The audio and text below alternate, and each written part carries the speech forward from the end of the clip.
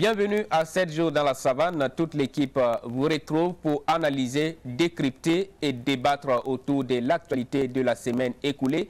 Et l'actualité qui est marquée par l'avènement du MPSR, les mouvements patriotiques pour la sauvegarde et la restauration, et la chute du régime Kaboré après plusieurs mois d'agonie.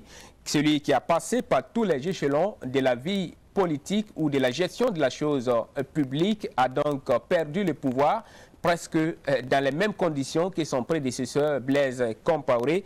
Que vaut donc l'expérience en politique? Nous en parlerons avec Alphonse Ouedraogo dans Décryptage.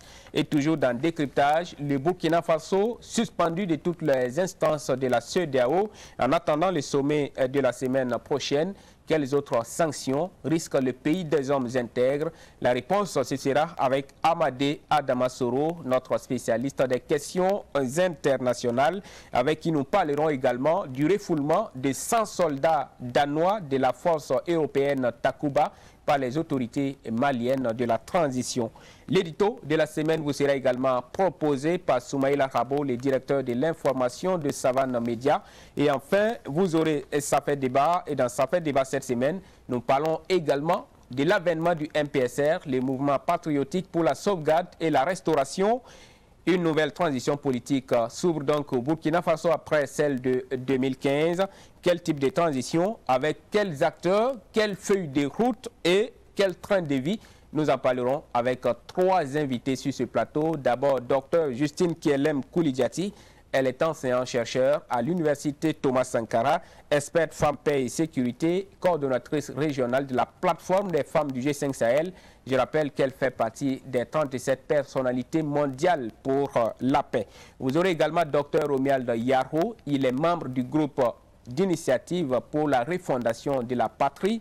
Et enfin, Paz Hien, juriste consultant, directeur exécutif du CREDEC-EDH, entendez par là, Centre de recherche et d'études sur l'éthique, la déontologie et la corruption pour l'effectivité des droits humains. Voilà pour le menu de 7 jours dans la savane d'aujourd'hui. Merci de vous installer confortablement.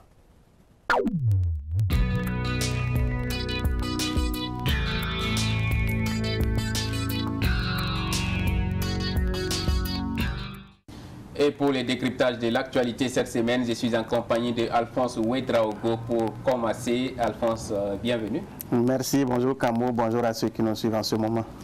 Merci bien. Et il faut le dire, il aura dirigé le Burkina Faso pendant un peu plus de 6 ans. Un règne stoppé brutalement par des jeunes officiers de l'armée burkinabé réunis au sein du MPSR, les mouvements patriotiques pour la sauvegarde et la restauration. Tout s'est accéléré les 23 et 24 janvier 2022. Retour sur la déclaration qui a mis fin au régime Kaboré avant de retrouver Alphonse Ouedraogo pour parler de cette chute. Concitoyennes, amis du Burkina Faso, au regard de la dégradation continue de la situation sécuritaire qui menace les fondements même de notre nation, de l'incapacité manifeste du pouvoir de M. Roch Marc Christian Kaboré à unir les Burkinabés pour faire face efficacement à la situation et suite à l'exaspération des différentes couches sociales de la nation, le mouvement patriotique pour la sauvegarde et la restauration, MPSR, a décidé d'assumer ses responsabilités devant l'histoire, la communauté nationale et internationale. Le mouvement qui regroupe toutes les composantes des forces de défense et de sécurité a ainsi décidé de mettre fin au pouvoir de M. Roch Marc Christian Kaboré ce 24 janvier 2022. Une décision prise dans le seul but de permettre à notre pays de se remettre sur le bon chemin et de rassembler toutes ses forces afin de lutter pour son intégrité territoriale, son redressement et sa souveraineté. Le MPSR tient à souligner que les opérations se sont déroulées sans effusion de sang et sans aucune violence physique sur les personnes arrêtées qui sont détenues dans un lieu sûr, dans le respect de leur dignité. Le MPSR rassure également les partenaires et amis du Burkina Faso quant à la ferme volonté de notre pays de continuer à respecter ses engagements internationaux, notamment en matière des droits de l'homme, et s'engage à proposer dans un délai raisonnable, après consultation des forces vives de la nation, un calendrier de retour à un ordre constitutionnel accepté de tous, tout en invitant les populations à vaquer sereinement à leurs occupations. Le MPSR appelle les patriotes, les Africains intègres et tous les amis du Burkina Faso à le soutenir et à l'accompagner en ce tournant décisif de l'histoire de notre pays. Les événements d'aujourd'hui annoncent en effet une ère nouvelle pour le Burkina Faso. Ils sont une opportunité pour tout le peuple burkinabé de panser ses plaies, de reconstruire sa cohésion et de célébrer ce qui a toujours fait notre identité, à savoir l'intégrité. Vive le Burkina Faso, que Dieu bénisse notre nation. Ouagadougou le 24 janvier 2022, signé lieutenant-colonel Paul-Henri Sandaogo Damiba, président du mouvement patriotique pour la sauvegarde et la restauration, MPSR. Voilà, Alphonse Ouedraogo, je le disais tout à l'heure, c'est la déclaration qui a mis fin au régime Kaboré. Vous venez donc de l'entendre. Comment analysez-vous cette chute du Roch Kaboré, exactement 13 mois après son investiture pour la deuxième fois en tant que président du Faso? Merci. J'ai envie de dire que c'était prévisible. C'était prévisible, ce d'autant plus que plus de 6 ans après donc son élection, d'abord pour son premier mandat et le deuxième mandat qui venait donc d'entamer, pratiquement rien ne bougeait sur le plan sécuritaire. Donc ça fait que les critiques venaient de partout. Ça fait aussi que le mécontentement se faisait sentir. Ça fait aussi que la précarité des quotidiens, des citoyens était telle que c'était difficile de tenir. Ouais. Alors j'ai dit que c'était prévisible encore parce que l'opinion qui accepte un coup de force qui a été opéré, perpétré contre le pouvoir de Roch Marc Christian Kaboré. C'est comme beaucoup voulaient ce changement-là, mais ils ne voulaient pas l'exprimer, l'extérioriser. Donc, il y a des éléments sur lesquels nous pourrons appuyer pour dire que c'est vrai, si on est en démocratie, un tel changement ne doit pas être privilégié, mais compte tenu du contexte, ça fait que très rapidement, même ceux qui étaient autour de lui, beaucoup se sont ralliés. Ouais. Et donc, ils souhaitent que cette transition qui sera mise en place là soit vraiment conduite, puisse vraiment déboucher sur la paix, parce que c'est la sécurité aujourd'hui qui est notre préoccupation. Donc, c'est exactement un sentiment de joie sur certaines personnes, et ce sentiment est animé par l'espoir qui renaît sur beaucoup de Burkinabés, qui est de recouvrir la sécurité, de pouvoir protéger nos frontières, de pouvoir faire en sorte que une vie normale, stable, puisse renaître sur les Burkinabés. Alors, Alphonse Ouedraogo, aux élections en 2015, Roch Marc Christian Kaboré a été vu par la plupart des Burkinabés comme étant le candidat le plus expérimenté du fait de sa riche carrière professionnelle et politique. Cadre des banques à 27 ans, ministre des Transports et de la Communication en 89, en pleine, voilà, juste après l'arrivée de Blaise Compaoré au pouvoir. Ministre chargé de la coordination de l'action gouvernementale en 91, c'était un poste équivalent de premier ministère à l'époque. Ensuite, ministre chargé des relations avec les institutions, puis ministre des Finances, premier ministre, président de l'Assemblée nationale. Mais en tant que président du Faso, il a échoué, si on peut le dire ainsi. Doit-on comprendre finalement qu'en politique, l'expérience ne vaut pas plus que les circonstances du moment? En tout cas, pour le cas de Roch Marc Christian Kaboré, je peux dire que son expérience, cette riche expérience, ne lui a pas servi. En tant que président du Faso, il n'est pas arrivé à montrer effectivement que cette expérience qu'il a acquise pendant des années pouvait donc être un élément qui allait l'aider pour la gestion du Burkina Faso. C'est vrai, quand on a eu un parcours comme il l'a eu, on peut se vanter en disant qu'on peut faire bouger les lignes. D'ailleurs, en 2015, c'est sur sa riche carrière que ceux qui l'ont soutenu ont mis en avant pour dire que voilà l'homme, il ne restait que le pouvoir pour avoir les manettes du pouvoir. Il ne restait que la présidence. Il ne restait que la présidence pour vraiment faire changer les choses. Le peuple a voté. Et en fin de compte, c'est la déception. La déception totale parce qu'il a hérité d'un pays qui n'était pas désarticulé jusqu'à ce point. Aujourd'hui, c'est la désolation et je pense que même ceux qui l'ont soutenu doivent tirer les conséquences parce que pratiquement rien n'a bougé. Mais on retient quand même de l'homme qu'il a été celui-là aussi qui a travaillé à promouvoir le Faso d'Anfani. Ça, c'est un fait aussi qu'il faut souligner, même si la situation est telle que les critiques viennent. Mais c'est comme ça, quand vous avez le pouvoir, vous allez avoir affaire à beaucoup de gens, ceux qui viennent juste pour tirer quelque chose. Mais après le pouvoir, si vous le perdez, ceux qui étaient autour de vous vont commencer maintenant à citer les tares, ceux qui n'allaient pas, on conseillait, on disait cela, on n'était pas écouté. Je pense que maintenant il va reconnaître qu'il était entouré par des gens qui ne sont pas tous ses amis, qui ne l'aidaient pas franchement. Je vais dire qu'aujourd'hui... Est-ce que cette chute est à mettre, ou cet échec est à mettre à l'actif de son entourage? Est-ce que ce n'était pas lui-même le problème? Quand vous êtes dirigeant, quand même, il y a certaines postures qu'il faut avoir dans des circonstances données. Tout à fait. Et ici, la responsabilité est partagée. On ne peut pas dire que Roch n'a pas été à la hauteur en occultant son entourage. Parce qu'il ne gérait pas seul. C'est vrai, il est le chef de l'État. D'ailleurs, il n'a jamais montré qu'il n'écoutait pas le peuple. Donc, mais tout compte fait, on retient que si vous êtes chef de l'État, vous devez vous assumer. Si vous êtes un président, c'est à vous que revient le dernier mot, les dernières décisions. Donc, vous n'avez pas à dire, j'ai instruit à faire, mais ça n'a pas été fait. Vous n'avez pas à jeter l'anathème sur les autres. C'est vous qui êtes le chef de l'État et vous devez vous assumer.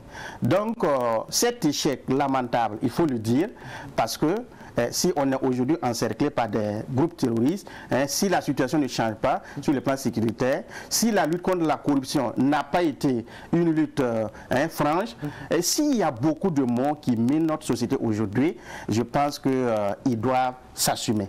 Ce que les nouvelles autorités doivent rapidement comprendre, c'est qu'aujourd'hui, l'opinion publique, très rapidement, qui accepte ce coup de force, il faut saisir cette occasion-là pour faire changer les choses. Aujourd'hui, oui. Alors, au-delà de la lutte contre le terrorisme, vous avez également parlé de la lutte contre la corruption. La corruption. Voilà. Est-ce qu'au-delà de tout cela, Roch n'a pas également déçu dans bien d'autres domaines? Pour certains, quand on écoute aujourd'hui l'opinion, il s'est inscrit dans la continuité du régime Compaoré ou de la gouvernance Compaoré, tout en oubliant les aspirations qui ont conduit à l'insurrection populaire de 2014. Effectivement, c'est tout ça qui fait que même ceux qui étaient ses défenseurs aux premières heures de sa prise de pouvoir en 2015, beaucoup ont été donc déçus par sa façon de gérer. À un moment donné, on était pratiquement, nous vivions pratiquement les mêmes tares du régime Compaoré sous la gouvernance de Roch Marc Christian Kaboré. Quand vous gérez et que vous n'arrivez pas à faire la justice sur certains dossiers, on retient le charbon fin qui reste jusque-là, une affaire non élucidée d'abord, beaucoup de choses, des ministres qu'on accuse, qui donc ont travaillé, ont payé, beaucoup de choses. Je pense que c'est des éléments qui ont contribué à faire dissiper cet espoir sur bien de Burkinabés, alors qu'en 2014, lorsque les gens se sont insurgés, après son élection-là, les gens nourrissaient l'ambition de voir évoluer les choses. Malheureusement, durant les 6 ans, ils ont travaillé à faire disparaître cet espoir-là qui animait les Burkinabés. Ils ont travaillé à discréditer beaucoup de gens quand on parle des OSC. Ils ont travaillé à décourager pas mal de personnes. Donc ça fait qu'aujourd'hui, ce n'est pas une surprise quand vous voyez des gens qui l'ont soutenu, qui étaient à côté d'eux, mais aujourd'hui acceptent cet état de fait. Ça veut dire qu'à un moment donné, il n'était plus écouté. Les aspirations profondes du peuple burkinabé n'ont pas été prises en compte dans l'action. Vous comprenez que c'est sous la gouvernance de Roch-Marc Christian Kaboré qu'on a pu assister à la prolifération de beaucoup de sociétés immobilières. On n'a pas dit que c'est pas bien, mais il y a un laisser-aller qui était tel que la population critiquait. La population n'était pas contente par rapport à ce qui est fait sur le terrain. C'était une forme de privatisation du lotissement. Du lotissement, alors que quand il était en campagne en 2015, il a fait la promesse à des gens des zones non loties, qu'après donc ça a pris du pouvoir. 6 mois après, les choses allaient évoluer. Roch est parti laisser les gens là où ils sont toujours. Il n'y a pas eu d'opération de lotissement. Les enquêtes parlementaires qui ont révélé des malversations au niveau des opérations de lotissement, tous ces documents-là n'ont pas été traités. Donc, finalement, qu'est-ce qu'il a pu apporter? Moi, je pense que ça doit être une leçon pour les nouveaux dirigeants. Il faut comprendre le peuple. Si j'ai à proposer quelque chose, il faut très rapidement mettre une cour spéciale, comme on a vu au Sénégal, charger de traiter ces rapports de la Cour des comptes, de la SELC. Beaucoup de choses, il faut faire en sorte que tout ça soit traité de façon accélérée, parce que si on laisse cette affaire à l'exercice classique, comme on connaît, je pense qu'on ne va pas bouger. Et les nouvelles autorités doivent donner un signal fort. C'est vrai, on a vu qu'ils ont cette possibilité d'agir, parce que ce n'est pas la population qui est sortie pour chasser le pouvoir de Roch-Marc Christian Kaboré, mais eux, ils ont constaté que rien ne bougeait, ils ont donc perpétré ce coup, mais qu'ils assument, et de façon digne. Alors, au-delà de tout ce que tout ce que vous venez de dire par rapport en tout cas à cette gouvernance sous le régime Kaboré, il y a aussi cette gestion opaque des ressources minières ou de nos mines, les mines qui sont en tout cas le fleuron de l'économie nationale. Oui, c'est un aspect qu'on ne maîtrise pas totalement, parce que ce problème devait être traité avec les fins connaisseurs de ce domaine-là. On retient que la population constate que malgré la prolifération des sites miniers, leur quotidien ne change pas. Qu'est-ce qui fait que c'est comme ça? Est-ce qu'il fallait renégocier, il fallait revoir dans les conventions pour que la population puisse sentir qu'effectivement nos ressources minières qui sont donc exploitées, il y a en tout cas une dividende qui revient et qui fait changer le quotidien des Burkinabés. Tous ces éléments-là ont été des choses qui sont restées comme telles. Ça n'a pas connu donc une évolution. C'est vrai, on a vu que dans son deuxième mandat, il avait donc entamé le processus de la réconciliation, mais finalement qui n'est pas terminé, quand il promet que 6 mois après son élection, Blaise Compaoré, l'ancien président, allait revenir. On parlait de 13 mois après son élection. Rien n'a changé à ce niveau. Je pense qu'aujourd'hui, il n'y a pas à crier qu'il y a des vaincus et des vainqueurs. Il faut travailler à rassembler tous les Burkinabés. Et vous avez vu que la déclaration des nouvelles autorités est rassembleur. La déclaration est rassembleur parce que chacun trouve son compte et tout le monde pratiquement a envie de donner sa contribution pour l'édification d'un Burkina Faso uni et prospère. Merci. Merci donc d'avoir décrypté cette actualité. Et dans la suite, le coup de force qui fait que le Burkina Faso est aujourd'hui suspendu de toutes les instances de la CEDEAO. C'est la décision majeure du sommet virtuel tenu vendredi par les chefs d'État ouest-africains. Un sommet en présentiel est prévu la semaine prochaine. Il se penchera sur le rapport d'une délégation de chefs d'État-major militaires de la sous-région venue à Ouagadougou ce week-end et celui d'une délégation de ministres qui sera à Ouaga dans les jours à venir pour rencontrer la junte au pouvoir, le MPSR, les mouvements patriotiques pour la sauvegarde et la restauration conduit par le lieutenant-colonel Paul-Henri Sandaogo Damiba. Nous parlons donc de cette suspension avec Amadé Adamasoro, notre spécialiste des questions internationales, qui vient donc de remplacer juste Alphonse Ouedraogo. Amadé Adamasoro, bonjour et bienvenue. Bonjour Kambo, bonjour à toutes et à tous. Alors, le Burkina Faso suspendu des instances de la CEDEAO après donc le coup de force de lundi. C'est une formalité, il fallait s'y attendre. Absolument, c'est une formalité, d'autant plus que dans les différents protocoles qui sont signés par les pays membres de la CEDEAO, lorsqu'il y a un changement non constitutionnel du pouvoir, lorsqu'il y a une dévolution non constitutionnelle donc, du pouvoir, il y a effectivement ces sanctions, notamment si cela survient après un coup d'État militaire. Donc le Burkina Faso, les Africains, ou du moins les pays membres de la CEDEAO s'attendaient effectivement à ce que le pays soit suspendu. Maintenant, l'autre inconnu qui était là, c'était est-ce que après cette suspension formelle des instances de la CEDEAO, est-ce que on allait ici et maintenant adopter des sanctions, comme c'est le cas du Mali, mais on nous a fait comprendre lorsque nous avons posé la question à certains, lorsque nous avons suivi les différents débats, alors ça a été dit clairement que la suspension est une première étape. C'est une première étape et qu'à l'issue maintenant de cette première étape, des concertations, vous l'avez dit, vont suivre. Et c'est maintenant le rapport qui sera produit à l'issue de ces différentes concertations avec les nouvelles autorités du pays que la décision sera prise par les chefs d'État de la CEDEAO lors d'un sommet pour voir si il faut être dans la fermeté, c'est-à-dire adopter des sanctions fermes contre le pays, ou il faudra voir un autre mécanisme pour en tout cas accompagner le pays jusqu'à ce qu'il revienne dans la normalité constitutionnelle, comme cela s'est passé en 2015. Dans un premier temps, on a vu que le Burkina a été suspendu de la CEDEAO, de l'Union africaine, etc.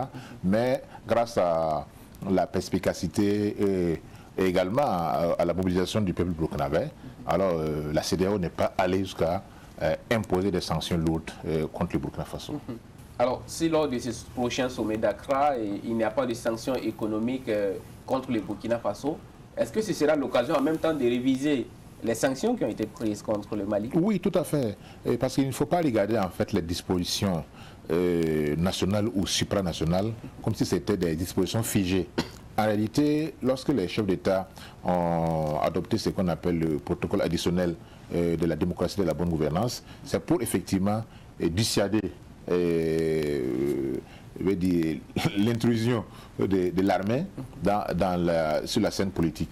Mais cela n'a pas été le cas puisque malgré l'adoption de ces différents protocoles-là, on a vu beaucoup de coups d'État. Donc est-ce qu'il ne serait pas le lieu de revoir un peu qu'est-ce qui n'a pas marché et de mettre plutôt l'accent sur la bonne gouvernance et de ne pas créer les conditions qui peuvent aboutir à ces coups d'État. Puisque le plus souvent, c'est quoi? Les gens font souvent référence aux coups d'État militaires, tout en oubliant les coups d'État civils également, qui sont perpétrés grâce au tripatouillage des constitutions, les troisièmes mandats, etc.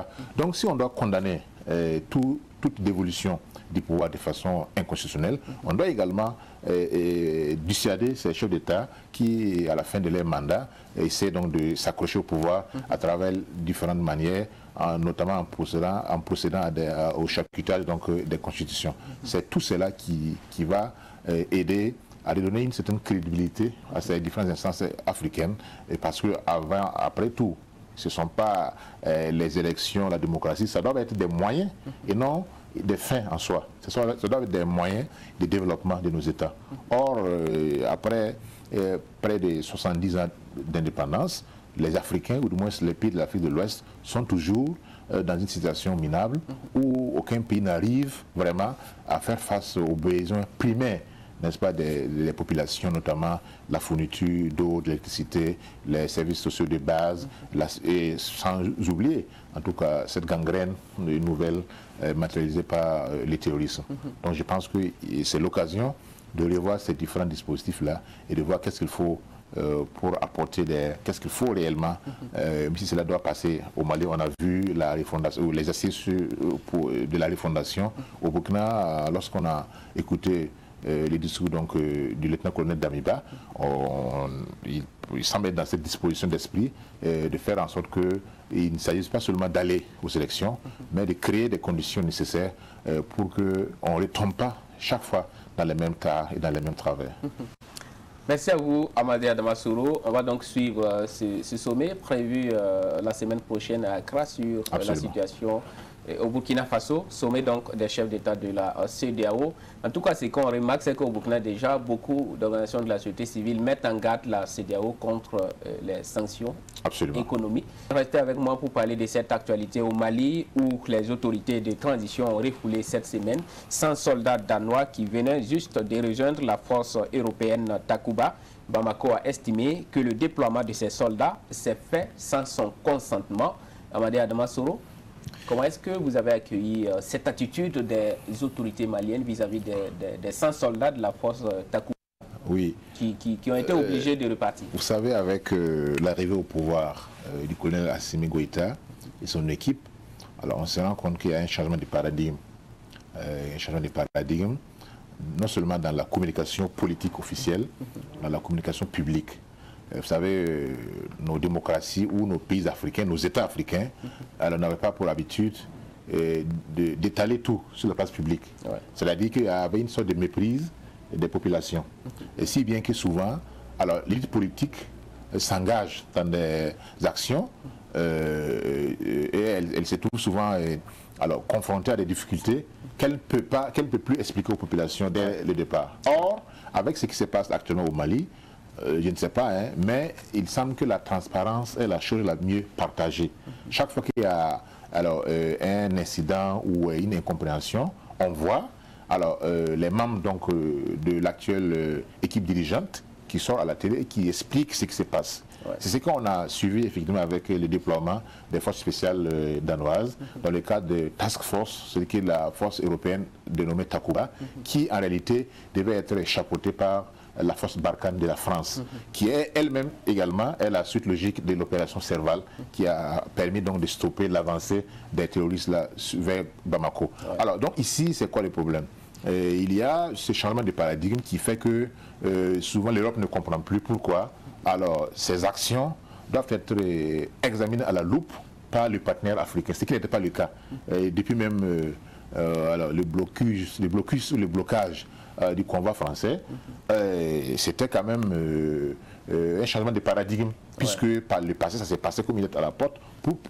Pourquoi actuellement, lorsque les Européens veulent entreprendre une action, il y a une résistance? En réalité, ce n'est pas une résistance, parce que, vous savez, au niveau de l'ONU, là, tous les pays ont le même droit et les mêmes devoirs en réalité. C'est vrai qu'il y a des pays qui contribuent plus au fonctionnement des Nations Unies, mais lorsqu'on parle donc d'une AG de l'ONU, chaque pays, chaque voix, un pays, une voix. Donc en ce moment, les États s'équivalent.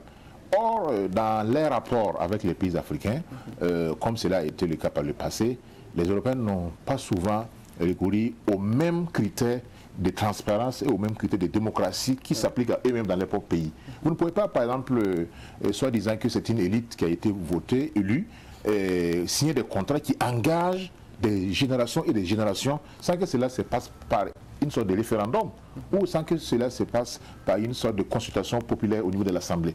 Donc, et actuellement, je pense, je suis en train de défendre la junte militaire au Mali, mais je trouve que c'est la bonne manière de communiquer. Et surtout, ils se sont rendus compte qu'il y a une adhésion populaire immense par rapport aux actions qui sont posées actuellement par la junte au pouvoir au Mali. Donc cela complique les choses. Et vous savez que par le passé, la France, qui était considérée comme le porte-parole en réalité des différents pays européens, une quinzaine, le pouvoir actuel au Mali recule cela. Chaque pays doit négocier son déploiement tête à tête avec le gouvernement malien. Et je pense que c'est dans la suite logique des choses. Ce n'est pas pour rien que Donald Trump voulait chasser la délégation de l'Union européenne à Washington, parce que pourquoi il y a l'Union européenne et que chaque pays également doit être représenté par son propre ambassadeur. Est-ce que tout cela également n'est pas une façon pour les nouvelles autorités maliennes de dire à ces forces européennes que nous n'avons plus besoin de vous parce que maintenant Wagner est là et on s'en sort un peu mieux? Bon, ce n'est pas clairement dit ainsi. mais cela transparaît un peu dans les propos. Lorsqu'on essaie de lire entre les lignes, alors on se rend compte que depuis bientôt une décennie, la situation sécuritaire n'a pas amélioré, ne s'est pas améliorée, parce qu'il y a une densification des attaques terroristes, sauf ces quelques derniers mois, bien sûr avec l'arrivée, comme vous l'avez dit, de ces Russes, qui a permis, n'est-ce pas, aux militaires maliens de reprendre certains pans du territoire qui étaient sous l'occupation des terroristes. Et aujourd'hui, on se rend compte que la lisibilité des actions des Européens n'est pas assez claire. Voilà.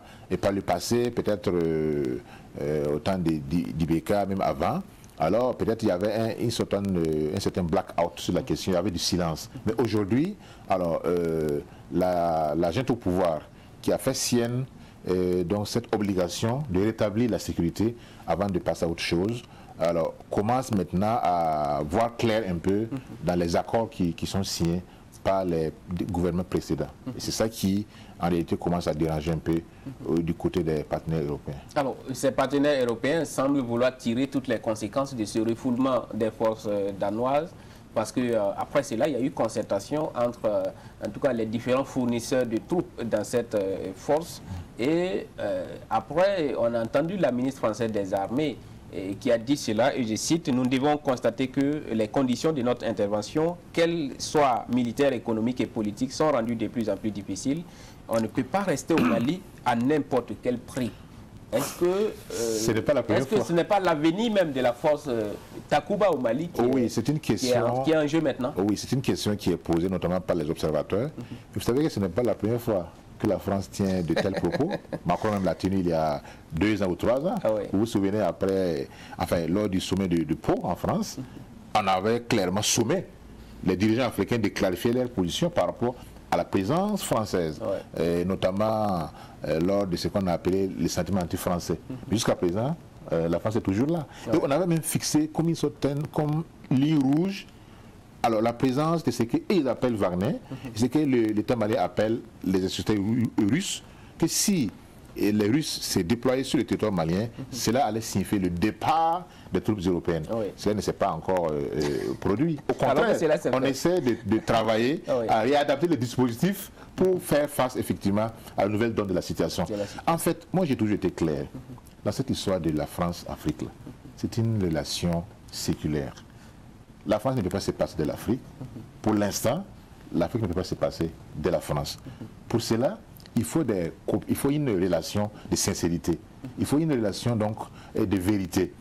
D'autant plus qu'actuellement, les Africains ont des alternatives. Ce ne sont pas des alternatives bien étoffées comme pour la France, certes, mais il y a des alternatives. Et pour cela, la France doit savoir qu'en réalité, sa présence même est devenue sujette à caution. Pour cela, elle doit aller donc dans le sens d'une véritable action positive à tous les niveaux, que ce soit au niveau politique, que ce soit au niveau économique, que ce soit au niveau culturel, pour ne pas en réalité perdre totalement ce qui le reste donc de rapport, ce qui reste en fait de relation avec le continent africain. Dernière question, Amadea Damasoro, j'allais dire le partenaire russe qui permet aujourd'hui au Mali de tenir un peu tête à la France et à toute l'Europe. Est-ce que cela peut inspirer les nouvelles autorités burkinabées? On voit qu'il y a déjà une offre sur la table. Absolument, absolument. Et tout dépend du degré de sincérité, n'est-ce pas, de la partie russe. Si vraiment, et déjà les résultats ont commencé à être visibles au niveau du Mali, parce que vous avez certainement suivi l'interview que le ministre des Affaires étrangères du Mali, Abdoulaye Diop, a accordé à France 24, en disant que le Mali s'est équipé ces dernières années avec des équipements qui n'a pas pu le faire durant les 15 dernières années. Ouais. C'est pour dire à quel point cette fougue ou ce courage, en réalité, que le pouvoir actuel a au Mali ne s'adosse pas sur du vide. Il y a réellement du progrès qui est fait en termes d'acquisition donc du matériel militaire, en termes donc de renseignement, en termes donc du maillage du territoire malien et en termes donc de surveillance, de voies de reconnaissance qui permet effectivement aujourd'hui au Mali de pouvoir tenir ce langage. Le premier ministre Maïga, Choguel Maïga l'a dit, il n'y a pas très longtemps, on ne pouvait pas le faire. Aujourd'hui, alors ils peuvent le faire. Et c'est là, grâce effectivement au partenariat avec la Russie. Si le Burkina Faso estime que, vous savez que la situation s'est dégradée au niveau sécuritaire, ce qui a même conduit effectivement à ce changement de pouvoir, à ce coup d'État, c'est si vraiment, alors, soit la France s'engage réellement et nous savons qu'elle a les moyens. La France est quand même, comme on le dit toujours, la première armée européenne, la 7e armée au monde, peut réellement en un temps record finir le terrorisme au Sahel, si elle le veut. Bah, si le terrorisme ne finit pas, alors qu'est-ce qui cloche? Qu'est-ce qui ne va pas? Donc ce sont des questions légitimes que les populations du Sahel se posent. Soit on travaille effectivement à la fin du terrorisme, soit alors on n'empêche pas aussi les pays qui le veulent de diversifier les partenaires si cela va aider à rétablir la paix et la quiétude dans ces pays du Sahel. Merci à vous, Amadé Adamasoro, pour le décryptage de ces actualités. Tout de suite, l'édito avec le directeur de l'information de Savane Média, Soumaïla Rabo, qui va s'installer.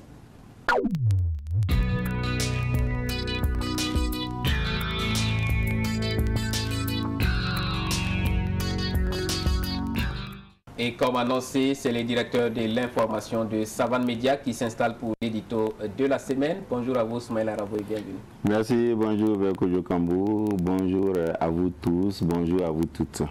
Alors, citoyenneté burkinabé du procès Thomas Sankara aux réseaux sociaux. C'est le thème de l'édito de cette semaine. Oui, Verkojo Kambou, les uns et les autres se demanderont de quoi il parle finalement. Est-ce qu'il parle de citoyenneté? Est-ce qu'il parle de patriotisme? Est-ce qu'il parle d'autre chose? C'est tout ça à la fois sur la base d'exemples concrets. Au moment où nous avons un nouveau pouvoir, le MPSR, qui appelle à l'amour de la patrie, pour que nous sortions du pétrin dans lequel nous sommes, un pétrin multifacette.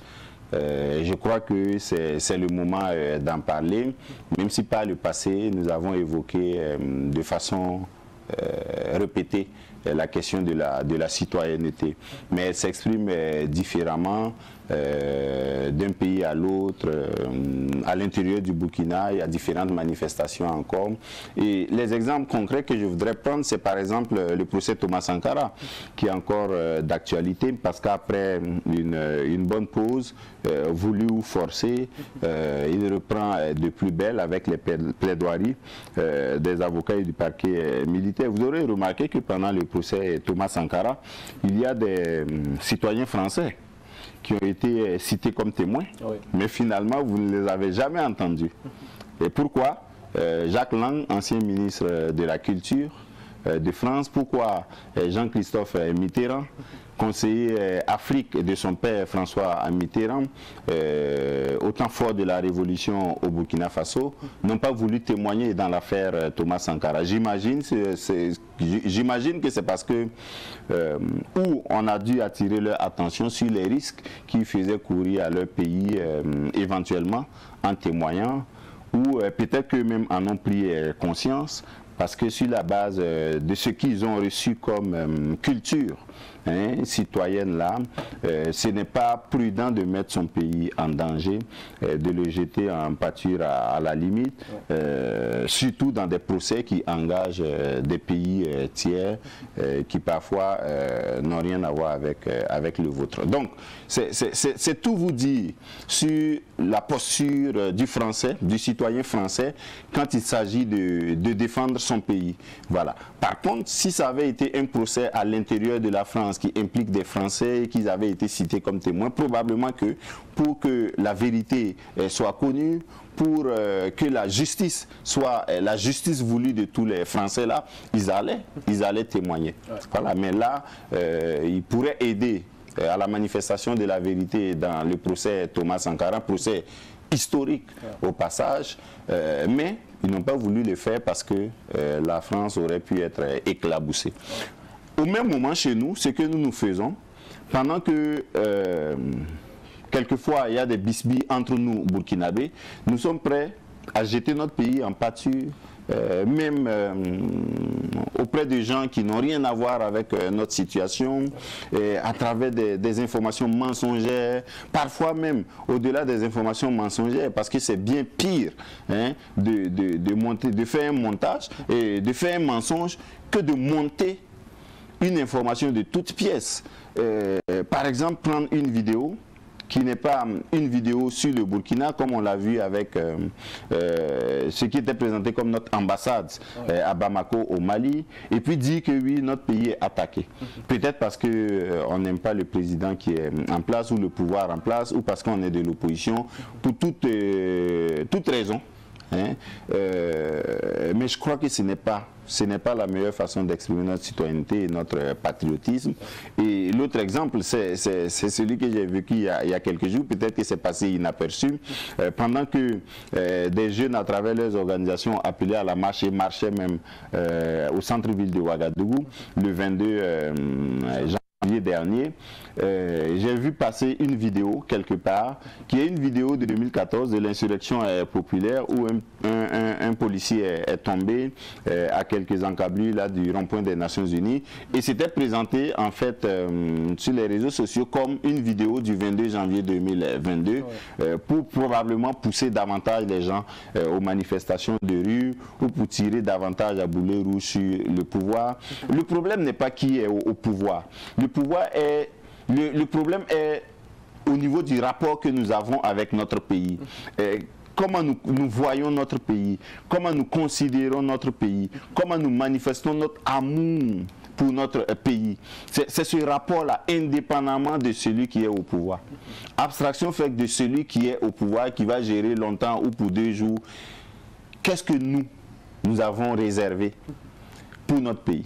Voilà. C'est ça qui peut nous faire réfléchir, c'est ça qui peut nous faire réfléchir par 2 fois quand nous devons ou dire quelque chose sur notre pays, ou faire quelque chose contre notre pays, ou en tout cas travailler avec des gens pour ou contre notre pays. C'est ça qui doit être dans la balance, parce qu'après, si on n'a pas de patrie, qu'est-ce que nous représentons? Voilà. Donc, citoyenneté, patriotisme s'imbriquent, et au carrefour où nous sommes aujourd'hui au Burkina, nous devons, chacun et tous, faire preuve de patriotisme, même si le lieutenant-colonel Paul-Henri Sandaogo Damiba ne nous y avait pas invités. Nous aurons dû nous-mêmes y réfléchir pour participer autant que nous pouvons au retour de la paix au Burkina, au retour de la sécurité, au renforcement de la cohésion sociale, de la paix, de l'unité et tout ce que vous voulez comme valeur dont nous avons besoin pour nous projeter en avant. Tout ça, c'est ce que nous pouvons faire tous les jours. C'est ce que nous pouvons montrer tous les jours, et c'est ce qui doit nous aider à vivre ensemble. Dans la cohésion, la solidarité et la prospérité, parce que ça va venir après si nous sommes ensemble. La prospérité, en tout cas, qui va venir après, comme si nous sommes donc ensemble, oui. Et vous dites que nous devrions réfléchir donc au patriotisme, même si Paul-Henri Damiba ne nous y avait pas invité. Merci à vous. Merci pour l'édito de cette semaine. Merci à vous tous. Et après l'édito, place à sa fête débat.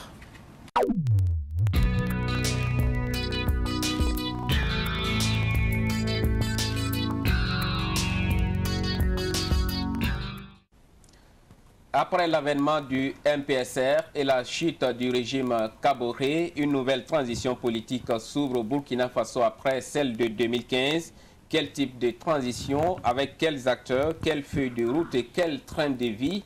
Nous en parlons avec 3 invités sur ce plateau.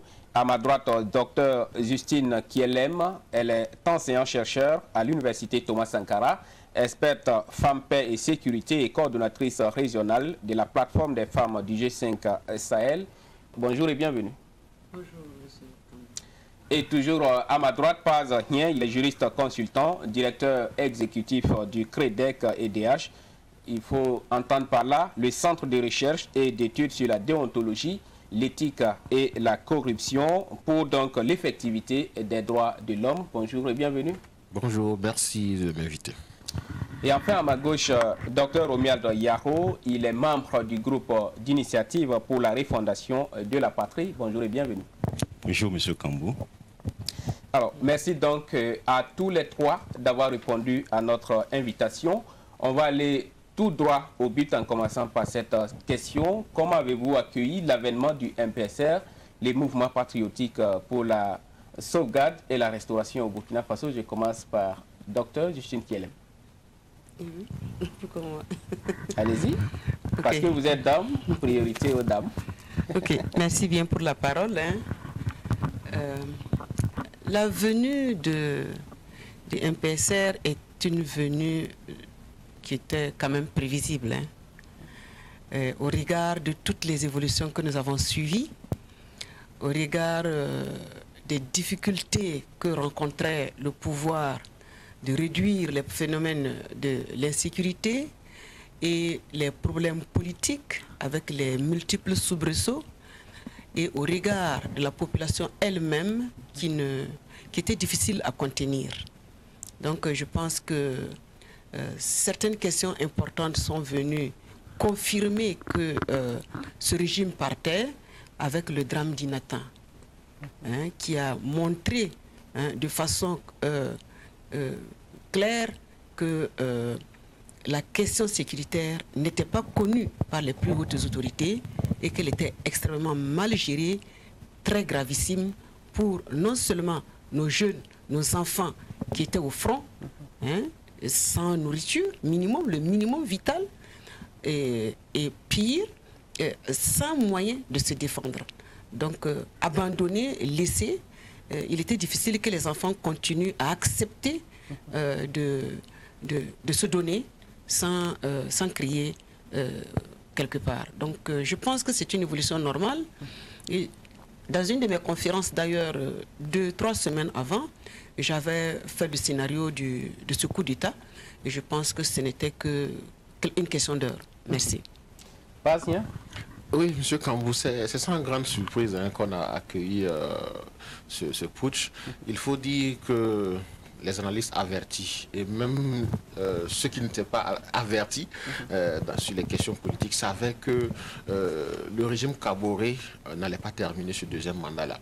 Peut-être c'est la forme qui peut surprendre certains, parce que peut-être d'aucuns pensaient que ça allait être une insurrection populaire, comme en 2014, vu que les appels à la démission se multipliaient. Certains se disaient qu'il allait démissionner de lui-même et qu'il allait avoir une transition constitutionnelle. Certains s'attendaient à ce qu'il y ait un coup d'État, mais toujours est-il que tout le monde se préparait à ce que ce régime-là finisse. Même dans le camp de l'ancienne majorité, on ne sentait même pas de la mobilisation pour essayer d'empêcher cela. Voilà, c'est dit que de façon en griffe unanime, les gens se disaient mais c'était la fin. Donc lorsque cela est apparu, vous avez vu, ça n'a pas surpris beaucoup de monde et il n'y a pas eu des gens qui sont sortis pour dire non, on n'est pas d'accord et tout. C'est pour dire que c'est une chose qui était attendue. Donc voilà un peu comment est-ce qu'on a accueilli cela. Docteur Yaro. D'accord, merci Monsieur Kambou. Je voudrais au passage vous remercier une fois de plus pour l'honneur que vous me faites en m'invitant sur le plateau. Et ce au nom du groupe d'initiative pour la refondation de la patrie. Je voulais préciser que c'est un cadre de réflexion et que nous avions créé depuis belle lurette et dont le lancement a été fait exactement le 16 décembre 2021. Maintenant, pour revenir à votre question, je voulais simplement dire que l'avènement de ce coup de force fait que je ressente l'avènement de ce coup de force et fait que, en fait, à ma personne, en fait, suscite 3 sentiments. Un sentiment de soulagement, à partir du moment où, en fait, les événements se sont déroulés sans incident majeur. C'est quelque chose qu'il faut préciser. Le deuxième sentiment, c'est un sentiment d'inquiétude. D'inquiétude au regard du contexte actuel dans lequel s'est perpétré ce coup de force. Un contexte caractérisé essentiellement par une crise socio-sécuritaire accentuée et dont vous connaissez les conséquences qui se sont traduites essentiellement par et des pertes de territoire, et de l'absence de l'école pour certaines personnes, et de la division ou des soucis au niveau même de l'engagement des forces de défense et de sécurité, mais également dans un contexte où les masses sont véritablement engagées à ce que les questions de gouvernance soient effectives. Les questions de justice puissent traduire vraiment la volonté de ces masses avoir une justice au service du peuple. Deuxième sentiment, c'est essentiellement un sentiment, troisième sentiment du moins, c'est essentiellement un sentiment de préoccupation. Après les inquiétudes, ce sont des préoccupations. Des préoccupations parce qu'il y a un ensemble de questionnements qui me taraudent. Quelle pourra être la voie pour véritablement prendre en compte l'ensemble de cette préoccupation par la junte?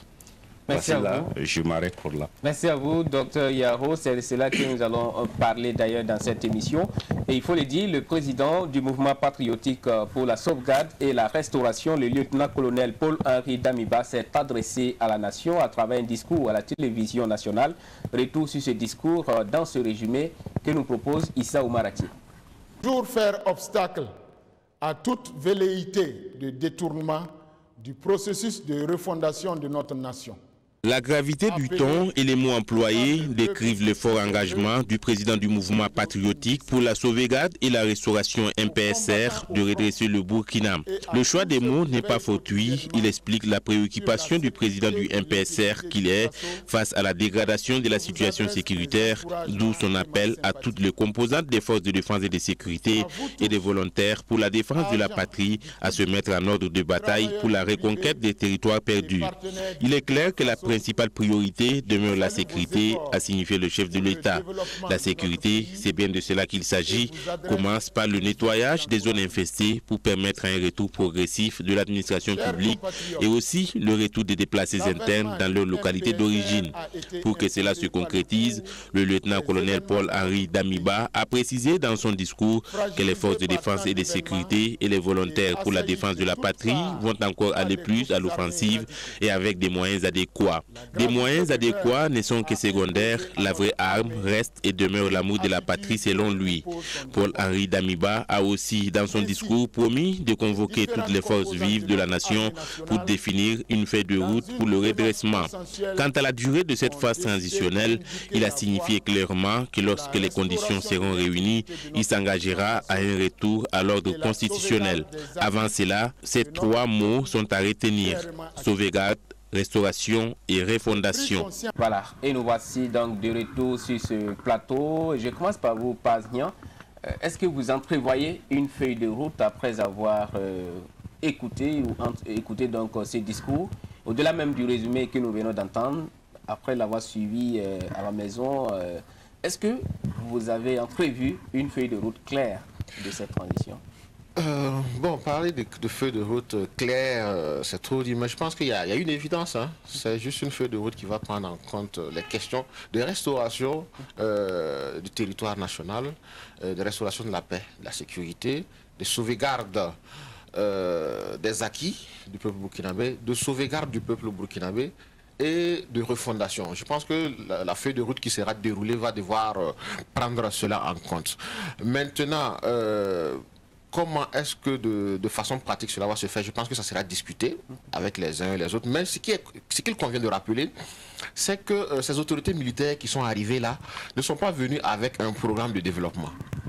Ces autorités ne sont pas là pour construire des routes, pour construire des hôpitaux, ainsi de suite. Il y a un problème qui est là. Premièrement, c'est la question de la sécurité. Donc, tout ce qu'on doit engager sera d'abord axé sur la restauration de la sécurité. Ensuite, pour ne plus que de telles choses arrivent, il faut forcément passer à une institution. Il faut bâtir désormais sur du roc, pas sur roc cabouré, mais sur du roc, sur du solide. Donc je pense que c'est ce qui sera fait. Et il est essentiel pour cela qu'on puisse passer justement par une transition en essayant de restaurer peut-être la Constitution, à travers peut-être une charte qui va permettre justement de légitimer l'action de ces militaires-là. Certainement peut-être un CNT, mais pas comme en 2014. D'accord, on va arriver, on parlera de ces points tout à l'heure. Docteur Yaro, est-ce que vous retenez en tout cas les grandes lignes de la feuille de route du MPSR lorsque vous avez écouté ces discours? Oui, Monsieur Kambou, j'ai écouté le discours du colonel Damiba avec une très grande attention au regard du contexte que nous vivons.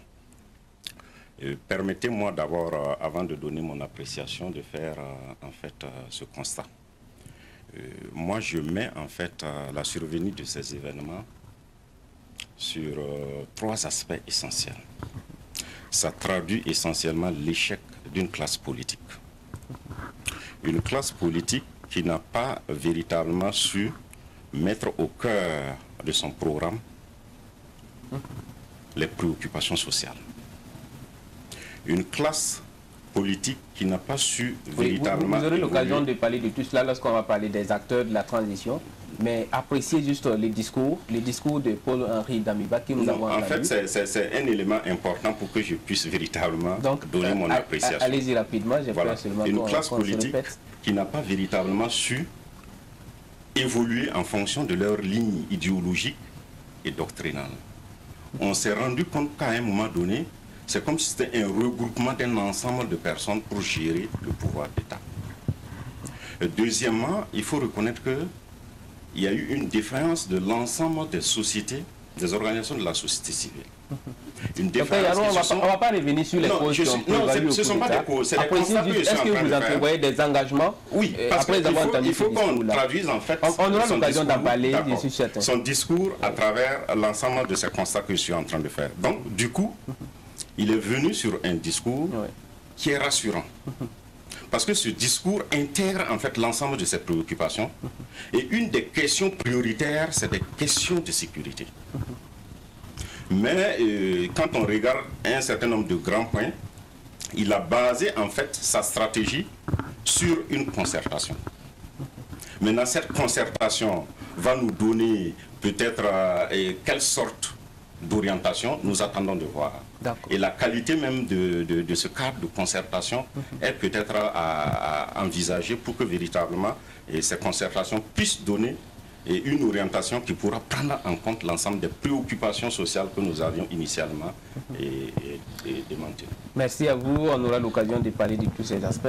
Docteur Kielem, est-ce que vous avez retenu quand même des engagements à travers ce discours? Merci beaucoup. Je pense qu'à l'écouter, il y a des sillons qui sont là. Ils ne sont pas venus sans des idées dans la tête. Dans le contexte que nous vivons, quand plus rien ne va, il faut sauvegarder l'essentiel, qu'est la paix, qu'est la sécurité. Et je vois que la paix et la sécurité est une priorité des priorités, qui est l'axe principal de leur action. C'est ce que j'ai compris. Naturellement, l'État est une continuité. Il y a bien sûr les autres questions qui vont continuer à tourner, on va continuer à enseigner, on va continuer à soigner des gens, mais la priorité de priorité, c'est la paix et la sécurité. Et je pense que à travers son discours, il y a des sillons qui permettent de comprendre que la majeure partie des actions, c'est d'abord traquer l'ennemi et libérer les zones. Sans doute avec des stratégies bien claires dans lesquelles ils vont libérer, ils vont assurer ces localités, ce que j'ai compris, pour permettre aux personnes déplacées internes de retrouver leur dignité, de retrouver leur patrimoine, leur héritage, le sol. Parce que lorsqu'on t'arrache de ton sol, tu perds tout, tu perds ta dignité, tu perds ton héritage, même au plan traditionnel, tu es mort.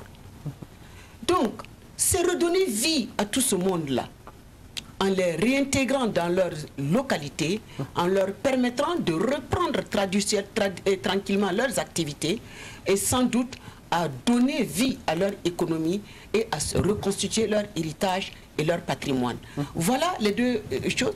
Et maintenant, bien entendu, à l'écouter, il y a un point apparemment très important et sur lequel je suis d'accord, c'est les problèmes d'incivisme et de situations dans lesquelles on ne sait plus comment gérer l'État.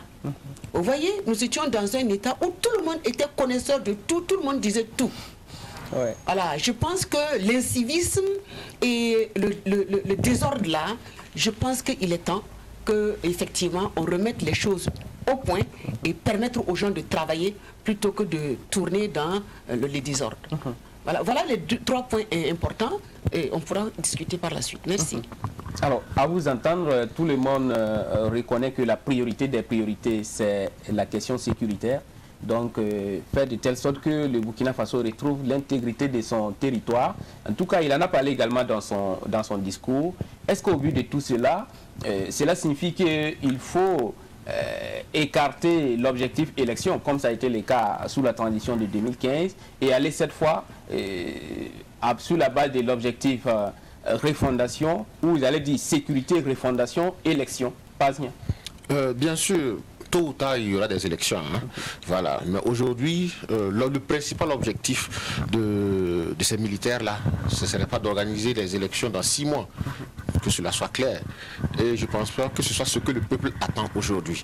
Le peuple attend, comme eux-mêmes ils l'ont dit, que la population puisse retourner dans leur localité. Je parle essentiellement des 1 500 000 personnes déplacées au Burkina Faso, que ces populations puissent regagner leur village, vaquer tranquillement les activités. Mais nous attendons surtout une refondation. Parce que la question de la refondation, elle est essentielle. L'ensemble des institutions doivent être revues, réorganisées, de sorte à ce qu'on ne se retrouve pas dans 10 ans, dans 15 ans, à devoir reprendre soit une insurrection, soit un coup d'État parce que les choses ne vont pas. Parce que ce qu'il faut qu'on vienne de dire, nous étions arrivés à un niveau où, comme on le dit en Côte d'Ivoire, on est couché par terre, on ne peut plus tomber. Il fallait maintenant se relever. Donc aujourd'hui, je pense que les 2 objectifs, c'est d'abord la question de la sécurité et la refondation pour que nous puissions avoir des institutions fortes qui pourront donc survivre aux hommes forts. Voilà. Donc je pense que voici l'objectif. Juste après cela, on pourra maintenant envisager d'aller à des élections pour maintenant essayer de développer ce qu'on appelle la démocratie. Voilà. Docteur Yaro, est-ce que vous reconnaissez également qu'actuellement la priorité ne doit pas être les élections comme ça a été le cas en 2015? Non, vous précisiez tantôt que la priorité des priorités, c'est la sécurité, certes, mais il ne faut pas oublier les questions de gouvernance. Moi, je dis qu'il faudrait que ces acteurs-là posent des actes qui puissent véritablement susciter l'engouement des masses. Et vous savez qu'à un moment donné, on a caractérisé le régime passé d'un régime laxiste, où on laissait faire. Donc, du coup, moi, je pense qu'il faut poser des actes qui vont tendre à rassurer les masses pour permettre véritablement à ces acteurs-là de pouvoir déblayer leurs objectifs. Mais je voudrais rebondir par rapport à ce que mon ami vient dit. En réalité, la refondation, ce n'est pas une mince affaire. Parce que pour que cette gente puisse véritablement s'engager dans la refondation, je pense que ça risque de ne pas être évident. Mais mon souhait, que cette gente puisse véritablement poser les bases de la refondation et pouvoir l'encadrer sur le plan juridique, afin que lorsque on pourra véritablement aller vers des élections crédibles là, que les nouvelles autorités à venir ne puissent pas avoir des alibis pour remettre l'ensemble de ce préalable là de côté. Donc moi en fait je suis dans une situation, dans une dimension où il faut véritablement encadrer leurs actes pour que cela ne suscite pas par la suite en fait des désaveux. Voici juste ce que je voulais ajouter. Docteur Kielem? Je pense que nous devons utiliser cette nouvelle transition en tirant leçon de ce qui s'est passé en 2014 avec les foires et les jeux qui n'ont pas permis d'asseoir quelque chose de solide au Burkina Faso. Je pense qu'il faut asseoir cette transition en tirant leçon de ce qui se passe ailleurs. Est-ce que ce n'est pas pour nous l'occasion de saisir le bon pour asseoir effectivement des institutions et des textes qui permettront de ne plus jamais vivre certaines situations. On sait que le militaire, sa place, c'est la caserne, c'est le terrain. Est-ce que ce n'est pas le moment que des gens qui n'ont rien à gagner, qui ne sont pas des politiciens, qui ont leur place ailleurs, qu'on puisse se fonder sur eux pour mettre en place une bonne constitution, n'est-ce pas? De bonnes institutions étatiques, n'est-ce pas? Ce qu'il disait, des institutions fortes, mais tout en travaillant à réduire et à aller vers l'assainissement et la récupération des territoires. Vous comprenez? Je pense que c'est une aubaine pour nous. Nous ne devrons plus revivre de transition. Et pour ne pas revivre de transition, il faut laisser les gens travailler conséquemment. Ce n'est pas une histoire d'élection. Vous parlez d'élection. De quelle élection vous parlez? Vous pensez qu'en 2020, nous avons eu des élections correctes? Alors qu'il y a des localités où on ne pouvait pas y aller. Il y en a qui n'ont pas eu le droit d'exercer leur droit de vote. De quel droit on les empêche de se prononcer sur qui on doit choisir? C'est pas normal. Donc, c'est pas la mascarade que les uns et les autres disent, oui, transition de 2 mois, d'1 an, bien atteint ou pas atteint, on s'en fout, on met qui on veut et on rebelote.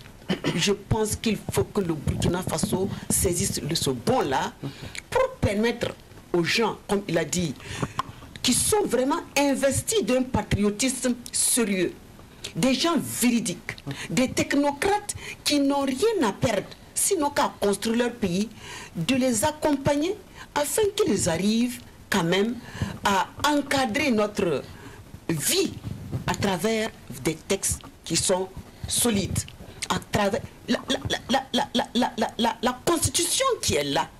Combien de personnes ont lu la nouvelle constitution? Elle a des problèmes. Il faut la toiletter, il faut l'adapter de telle sorte que personne ne puisse rien manipuler, de telle sorte qu'elle soit même meilleure à toutes les constitutions que nous avons dans la sous-région. Et que nous puissions avancer désormais sereinement, parce qu'on sait que les gens ne peuvent plus venir faire ce qu'ils veulent. Moi, je pense qu'il faut donner le temps. Les gens évalueront, la population et tout le monde évaluera. Et je ne suis pas d'accord qu'on puisse mettre des foires de gens qui seront des parterres, de gens qui seront là pour dire nous encadrer. On aura l'occasion de parler des acteurs. Vous rejoignez la Paz-Nien qui parlait tout à l'heure de refondation. Donc, prendre le temps pour une vraie refondation avec des institutions fortes. Docteur Yaro disait tout de suite que ce n'est pas une mince affaire, qu'il fallait juste jeter les bases. On va permettre à Paz-Nien de réagir à ce que vous avez dit avant qu'on continue. Oui, merci de me permettre justement d'appuyer l'analyse combien pertinente de Dr Kilem. Il est important que cette transition-là s'occupe essentiellement de la refondation, justement, juste après la question de la sécurité. S'il faut jeter les bases, comme lui le dit, je suis convaincu d'une chose, ceux qui viendront après vont saper encore ces bases. Je pense qu'il faut d'abord faire la refondation totalement et permettre à ce que ceux qui viennent là, qui puissent faire la construction. Si c'était en bâtiment, on va dire que c'est le sous-bassement que nous allons finir. On fait l'étude de terrain, on fait le sous-bassement et les gens viendront construire le type de modèle qu'ils veulent par la suite. Parce que, vous savez, les politiciens sont partisans. Vous voyez, et c'est cela le problème au niveau du Burkina. Si vous voyez les gens en train de courir, la foire dont vous parlez, c'est parce que chacun espère tirer quelque chose. Et là, on a une occasion. En 2014, les partis politiques pouvaient se prévaloir d'avoir conduit à une insurrection. Parce que c'est l'opposition politique qui a organisé la plupart des manifestations et les organisations de la société civile étaient en avant. Et après, les gens ont appelé l'armée à prendre ses responsabilités. Donc, ces gens étaient très fortement influencés par les organisations de la société civile et les partis politiques. Vous voyez, quand vous avez vu la répartition, il y avait un groupe parlementaire, parti politique, groupe parlementaire OSC, et ainsi de suite. Je pense que là, nous avons une occasion. C'est la chose de l'armée. Ce sont les militaires qui ont pris leurs responsabilités. Et les gens ont dit, ah, vous avez bien fait. Ils tiennent là une occasion. Parce que moi, je leur accorde la bonne foi. Hein. Je leur accorde la bonne foi à ce jour. Je pense qu'ils peuvent faire preuve d'impartialité. C'est le moment, justement, d'adopter des règles à équidistance de tout le monde. C'est le moment d'écarter tous ces petits vautours là qui sont en train de courir parce qu'ils espèrent quelque chose. Cette transition ne sera pas comme en 2014. Les gens, je pense qu'il faut qu'il se soit une gouvernance essentiellement militaire qui sera appuyée par des technocrates s'il y a lieu. On pourra avoir certainement un conseil national de la transition parce qu'il faut souvent consulter le peuple. Quoi qu'on dise, tout ce qu'ils sont en train de faire, c'est pour le peuple pouvoir consulter, mais que ce ne soit pas n'importe qui soit là-bas. Par la suite, le peuple va décider de ceux qui viendront là et qui vont vouloir construire ce qu'ils veulent de façon partisane. Parce que si on s'amuse à dire on a fait un minimum, croyez-moi, on va nous ramener encore en arrière. Parce que le problème des politiciens, et je pense que c'est une dame Nathalie Yam qui le dit, les gens très souvent critiquent parce qu'eux-mêmes, ils ne sont pas à la place de ceux qui sont en train de faire. Et lorsqu'ils se retrouvent à cette place-là, ils font souvent même pire. Quand on regarde ce que le MPP a tenu comme discours avant d'arriver au pouvoir, qui pouvait penser qu'aujourd'hui on en est dans cette situation. Donc permettons aux gens de faire une refondation. Prenons le temps qu'il faudra pour le faire. Nous ne laissons pas influencer dans une question de d'ici l'année prochaine, il faut que des élections, réorganisons-nous. Et je pense qu'on pourra construire le Burkina. Pour des gens qui arriveront dans 100 ans, dans 200 ans, ils diront ah, nos ancêtres ont fait quelque chose pour nous, comme on le dit aujourd'hui avec les Américains. Réaction, c'est là toute la problématique. J'étais en train de vous faire des constats avant de déblayer mon propos. Allez-y maintenant, vous avez carte blanche. Voilà. Vous savez qu'en fait, c'est ce que j'ai toujours dit. C'est un putsch. Et ce putsch-là, c'est une très grande responsabilité que ces acteurs ont pris. Mais moi, je reste dubitatif lorsque je parlais que peut-être s'engager dans la refondation, ce n'est pas évident. Parce que dans le discours de l'actuel chef de l'État, il a parlé d'un objectif de concertation. Et pour moi, lorsque c'est un putsch, il faut que les acteurs actuels s'assument véritablement dans ce putsch. Et c'est en ce moment, avec la suspension de la Constitution, là, ils pourront véritablement nous asseoir des institutions fortes tout en l'encadrant de l'ensemble des dispositifs juridiques pour que dorénavant ceux qui viendraient ne puissent pas désaxer ce qui a été construit. Si c'est cela, c'est nettement le souhait de chacun de nous. Mais lorsqu'on ouvre cela à des cas de concertation, et comme vous l'aviez dit, il y a des opportunistes qui sont là. Et j'ai voulu, entre-temps, remettre en cause même l'action politique qui nous a conduit dans ça. C'était juste pour dire qu'il faut prendre ses distances vis-à-vis des partis politiques, prendre ses distances vis-à-vis des organisations, certaines organisations de la société civile, et poser des actes qui vont dans le sens de la prise en compte des préoccupations des masses, à savoir les travailleurs, les employeurs et consorts, pour que ces masses puissent fédérer leurs actions, l'ensemble des mesures prises. Parce qu'il n'y a pas de souveraineté pour quelqu'un si tu n'as pas l'appui de la masse populaire. C'est de ça que je veux parler. Mais maintenant, si ces acteurs sont dans une dynamique de concertation, je crains fort qu'on puisse être dans une situation pire que la transition passée. Il faut qu'ils s'assument. Moi, c'est mon souhait. Il faut qu'ils s'assument, qu'ils puissent déblayer le terrain, mettre de côté l'ensemble des acteurs qui nous ont conduits dans ce bourbier-là, afin qu'on puisse voir un Burkina Faso émergent. Aujourd'hui, au Mali, qu'est-ce qui se passe? C'est le peuple qui dicte. Et les nouvelles autorités font ce que le peuple veut. Quand le Premier ministre sort pour parler, on sent qu'ils sont en phase avec les préoccupations sociales et non des préoccupations des partis politiques. Et non des préoccupations de certains acteurs de la société civile. Et non des préoccupations de certaines institutions internationales. C'est des préoccupations endogènes. Et ils ont trouvé qu'il faut trouver les moyens nécessaires pour prendre en compte ces préoccupations endogènes. Voici pourquoi cet élan de solidarité.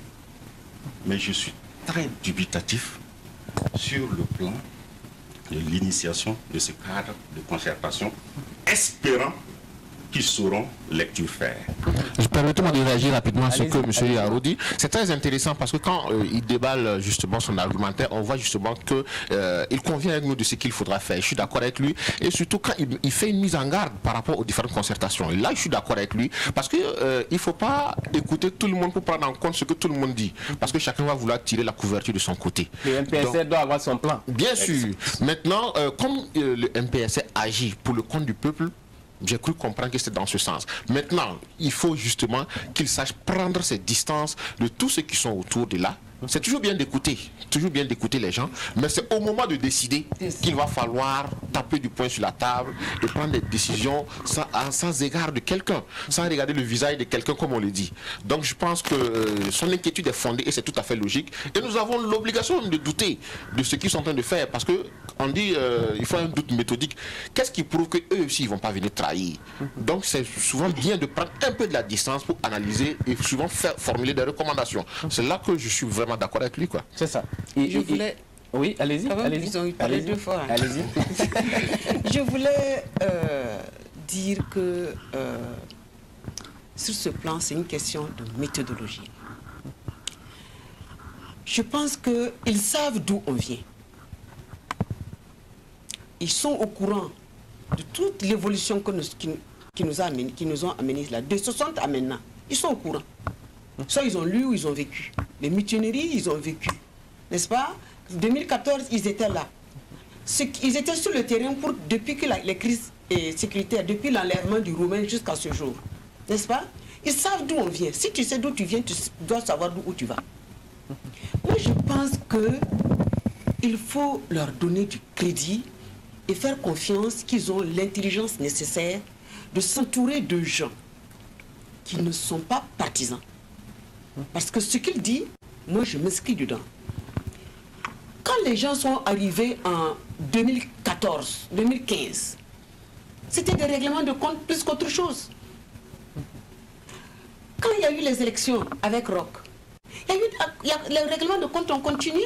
Ceux qui étaient touchés, ceux qui ne devraient pas être touchés. Malheureusement, il a été totalement lâché par ceux-là même qui le faisaient faire certaines choses. Je pense qu'il faut laisser tout ce monde-là, parce que, entre eux, si un est là, l'autre va soupçonner quelque chose. Ils ont des agendas que l'on connaît. Il faut les renvoyer tous, d'abord à la case départ. Ils n'ont qu'à aller se reposer d'abord. Oui. Le Burkina, il y a 20 et quelques millions. On ne doit pas manquer de ressources humaines, de capital humain capable dans les différents secteurs de les accompagner. Et maintenant que les gens, moi je suis d'accord que même si on les met à la case départ, qu'on les écoute. On s'en fout, on les écoute. C'est là qu'on saura même leur sérieux ou leur acceptation de faire revivre leur pays. Mais d'écouter ceux-là qui n'ont pas de stratégie ou de tactique pour pouvoir penser que c'est leur mange-mille ou je ne sais pas quoi. Dans tous les cas, lorsque tu écoutes les uns et les autres, tu es seul à décider.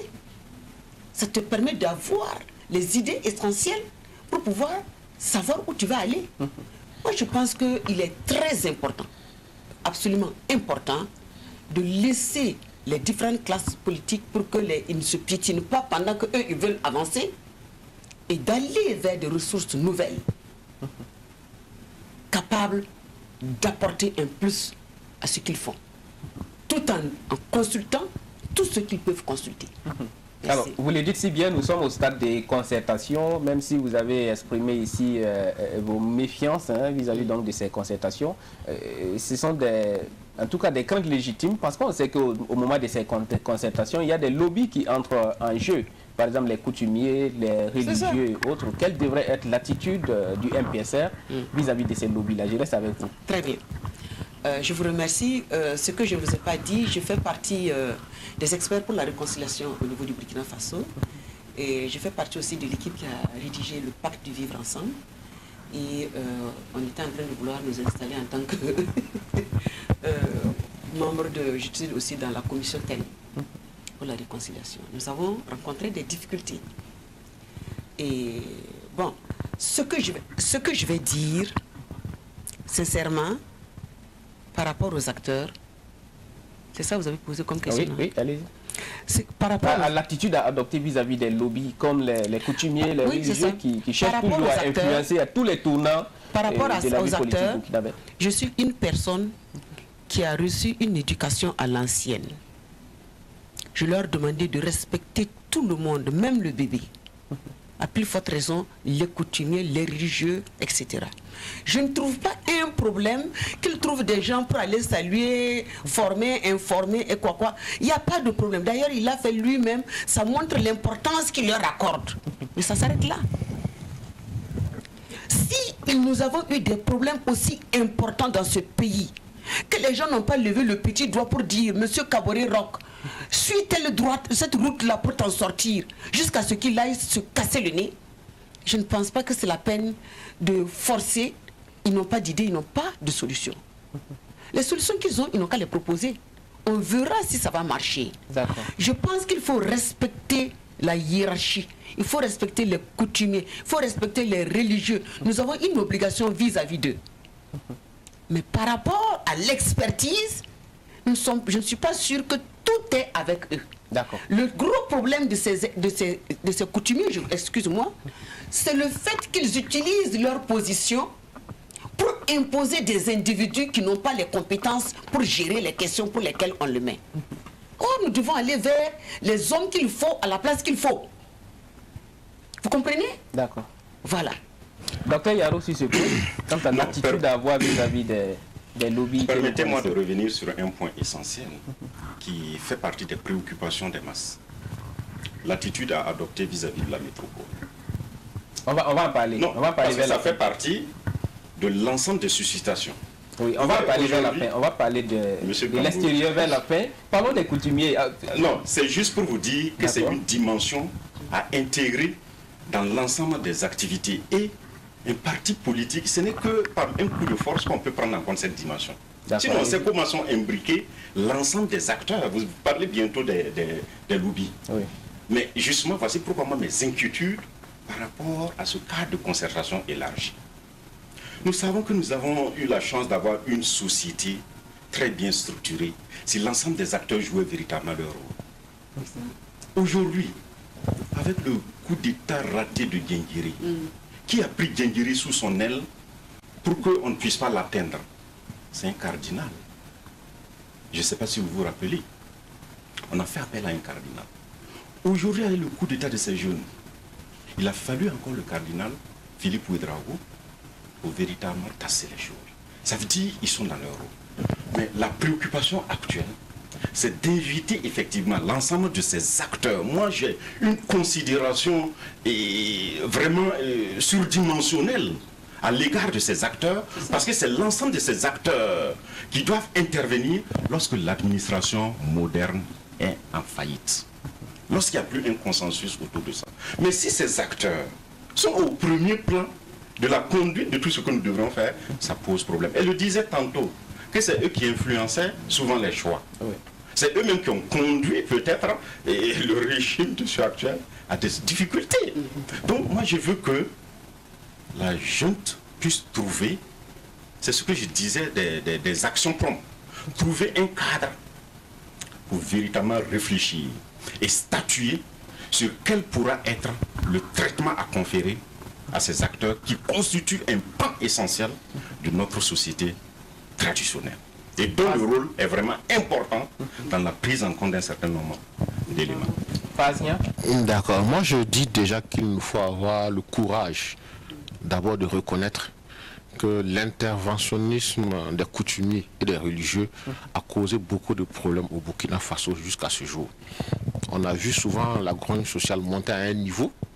On utilisait ces acteurs pour essayer de calmer la situation, mais ces acteurs elles-mêmes ne s'impliquaient pas pour ne pas que ces autorités-là ne refassent plus la même chose. Donc c'est problématique. C'est pour dire que même ces acteurs-là doivent être rappelés à l'ordre. Oui, c'est vrai qu'il y en a qui pensent qu'il y a certaines personnes à qui on ne doit pas dire la vérité, mais je pense que nous sommes dans un cadre étatique, dans un cadre républicain. Il va falloir que chacun se remette en cause. Autant nous sommes en train de dire qu'il faut qu'au niveau des OSC, là, on rappelle les gens à leur place. Les partis politiques, vous l'avez dit, ont échoué au niveau du Burkina Faso. Reconnaissons également que les coutumiers et les religieux ont leur part de responsabilité dans l'échec de ce pays jusqu'à ce jour. Maintenant, qu'est-ce qu'il faudra faire dans l'avenir? Il faudra que chacun se remette en cause et se réinscrive. Ce n'est pas pour dire aujourd'hui, non, on enlève tout ce qui est coutumier. Ça, c'est notre identité. C'est très important. Ils ont leur place. Voilà. Quand vous parlez aujourd'hui, il y a des règles coutumières qui existent et qui sont très importantes. Moi, je suis très attaché à la coutume. Voilà. Donc, c'est très important. Mais il faut que ces personnes-là connaissent leur place et sachent que pour les questions républicaines, il faut adopter une attitude et il faut accepter de pouvoir dire la vérité quand il le faut, prendre la distance des partis politiques ou des partisans quand il le faut. C'est très important parce que c'est un nouveau départ que nous souhaitons, c'est une refondation. Et quelque part aussi, je suis de ceux qui pensent qu'il faudrait qu'on leur donne une place précise, claire, pour éviter qu'ils ne cherchent à tout moment à entrer dans le jeu politique. On a vu la crise qu'il y a eu au niveau de la CENI. Souvenez-vous, voilà, mais c'est dû à une crise avec un milieu coutumier. Avec les religieux, on a vu souvent des positions, souvenez-vous en 2014, avant l'insurrection, par rapport à l'article 37. Il y a des organisations religieuses qui ont soutenu, il y a des organisations religieuses qui ont remis en cause. Il y avait un brouhaha à ce niveau-là. Donc il va falloir justement que chacun connaisse sa place, comme on aime le dire, pour qu'on se réorganise, pour se relancer. Mais que les gens évitent aujourd'hui d'essayer d'influencer la junte négativement pour en tirer des profits. Hier, j'étais sur un plateau avec un chef coutumier qui m'a surpris en disant, je pense que c'est Nawa Segda, qui dit que eux, ils ont été un problème au niveau de Burkina Faso. Il faut qu'eux commencent par se remettre en cause. Mais je l'écoutais, je dis, mais je suis étonné, quand lui-même il le dit, il accepte de se remettre en cause et d'inviter les autres à se remettre en cause. Il dit, mais c'est vraiment un nouveau départ sur lequel nous nous engageons. Donc c'est le moment aussi de dire, au niveau des jeunes, je suis jeune, il faut qu'on le dise, il faut qu'on dise aussi aux jeunes. Je constate que beaucoup pensent que c'est une opportunité d'aller prendre des petits postes, d'acheter rapidement une voiture, ainsi de suite. Les gens sont pressés de réussir. C'est le moment pour nous jeunes de nous engager sur le chantier de la construction. Ce sont les jeunes qui construisent les bras valides du développement. Ne soyons pas pressés, construisons pour ce pays et demain, dans 50 ans, on sera fiers de dire c'est nous qui avons fait cela. Donc c'est tout le monde dans cet état-là qui doit se remettre en cause. Il faut qu'on accepte d'y aller. C'est sûr que lorsque les mesures drastiques de restauration de l'autorité de l'État vont commencer là, vous allez voir, certains vont commencer à bouder, les gens vont commencer à remettre en cause parce qu'il y en a qui vont sentir les intérêts menacés. Mais je pense qu'à un moment donné là, il revient à cette jeune-là de s'assumer. Comme je dis, on ne regarde pas le visage de quelqu'un, on fait ce qui est bien pour l'État.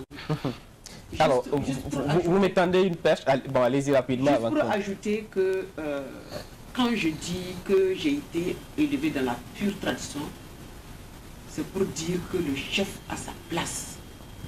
Le chef a sa place, ils ont une organisation, qu'on puisse leur permettre à travers cette organisation d'apporter leur contribution et leur donner un statut. Parce que vous savez, nous étions en train d'aller vers là-bas. C'est vrai que certains n'étaient pas d'accord, d'autres étaient d'accord, mais il faut leur donner un statut, quitte à leur trouver quelque chose à la fin du mois ou de tous les 3 mois. En tout cas, il faut leur trouver un statut pour leur demander de se départir des questions politiques. Moi, je suis fille du roi 2. Mon père se fait député ou bien il se fait conseiller. Et des enfants de 15-10 ans l'insultent. Où est ma dignité, la dignité du royaume?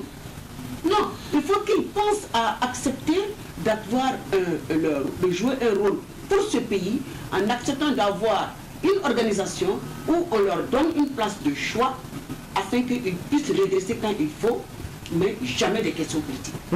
Donc les coutumiers ont leur place et vous reconnaissez tous que, et les religieux également, et même vous reconnaissez que chacun doit se remettre en cause. Pas bien venait de parler de la jeunesse, pressée de réussir et qui actuellement, certains sont en train de vouloir courir vers des postes, s'acheter rapidement une voiture, vous l'avez si bien dit. Vous étendez là une perche pour parler du train de vie de cette transition. Quel train de vie pour cette transition? Déjà, comme on dit, cette transition n'est pas une occasion pour les uns et les autres de s'enrichir. Je pense que, du coup, vous me dites, la question, je pense qu'elle est liée au type de gouvernement qu'il faut. Parce que ce sont les hommes qui seront là-bas qui auront cette attitude. Il faut des gens, des patriotes.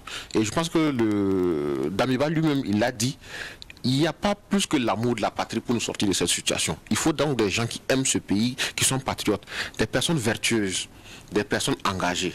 Donc c'est des gens qui ne sont pas venus pour dire j'avais un salaire de 5 millions, il faut qu'on me donne 6 millions comme salaire, ainsi de suite. C'est des gens qui sont venus pour se sacrifier pour la nation. C'est une période difficile. Donc le train de vie doit être réduit au maximum. Vous voyez, l'ancien régime parlait de remise à plat au niveau de la fonction publique des salaires. Et les gens s'opposaient.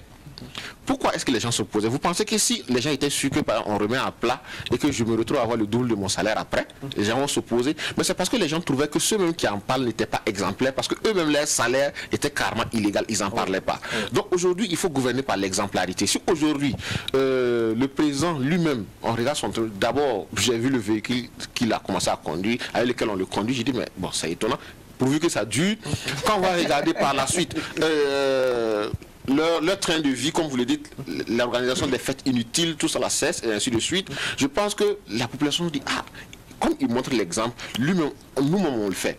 Mais vous ne pouvez pas être en train de dire aux gens, cotisez pour qu'on donne aux forces de défense et de sécurité, et en même temps vous donnez 100 millions à quelqu'un, il faut payer une voiture pour rouler. Les gens vont se remettre en cause. Donc aujourd'hui, le train de vie de l'État doit être réduit au maximum, et que là où il faudra augmenter les budgets, c'est essentiellement au niveau de la sécurité.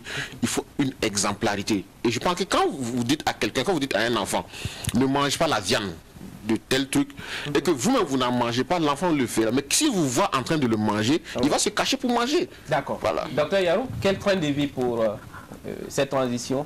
Et même après, parce que tout ce qui va commencer sur la transition devra continuer. Non, mais c'est ça toute ma préoccupation. Parce qu'en réalité, moi, je conçois cela comme une mission sacerdotale.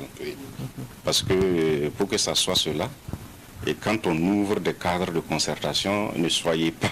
En fait, je suis méfiant par rapport à l'ouverture de ces cadres. Il faut qu'ils s'assument. Donc quand on ouvre des cadres de concertation, ces genres de discussions viennent certainement peut-être biaiser en fait la dynamique qui a suscité même la prise de pouvoir par ces jeunes. Donc je voulais juste dire, celui qui ne conçoit pas cela comme tel n'a qu'à se mettre à l'écart. C'est aussi simple que ça, afin de permettre à ceux qui sont impartials, à ceux qui sont véritablement investis d'un instinct patriotique, qui ont compris qu'il faut qu'on reparte sur une bonne base de conduire l'action. Mais moi j'ai toujours dit, tout viendra d'abord d'eux-mêmes. C'est eux qui doivent véritablement dire là où on doit aller, tout en prenant en compte un certain nombre de suggestions et puis de recommandations, c'est tout à fait ça. Docteur Dielep. Vous savez, le problème qui fait que les gens courent vers ceci, commencent à se monter, tout ça, c'est les questions de disparité de revenus. Je pense que ce n'est pas seulement sous cette transition. C'est l'occasion de gérer cette question-là, pour de bon. N'est-ce pas? Je pense que lorsqu'ils ont dit qu'ils allaient mettre les salaires à plat, s'ils avaient demandé à certaines personnes de participer, nous, on aurait pu proposer peut-être autre chose. Indexer le salaire des individus au PIB. Plus le PIB croît, plus vos salaires croient. C'est ce que d'ailleurs nous avons mis dans les différents modèles que nous avons conçus pour l'éducation. Si vous travaillez, vous aurez un grand salaire. Si vous ne travaillez pas, vous n'aurez pas de grand salaire. Maintenant, par rapport à la transition et à l'après-transition, un ministre est un serviteur de son peuple. N'est-ce pas? Bien sûr. Les députés, avant qu'il n'y ait de députés, excusez-moi, moi j'ai commencé à travailler quand même depuis 1984. Nous n'avons pas de députés. C'est nous qui proposions les textes. En tant que? Dans l'administration, vous proposez des textes, quand il y a des textes à prendre, des arrêtés, des lois, vous les proposez à partir de la direction qui est impliquée, et puis ça monte, et puis les gens réagissent, et puis on n'avait pas besoin de ces députés qui dorment à l'Assemblée. C'est parce que c'était une administration apolitique. Oui, apolitique, mais il faut revenir vers là. Je pense qu'il faut aller vers d'abord une représentation non payante. Député aujourd'hui, député après transition, il n'y a pas de salaire. D'accord.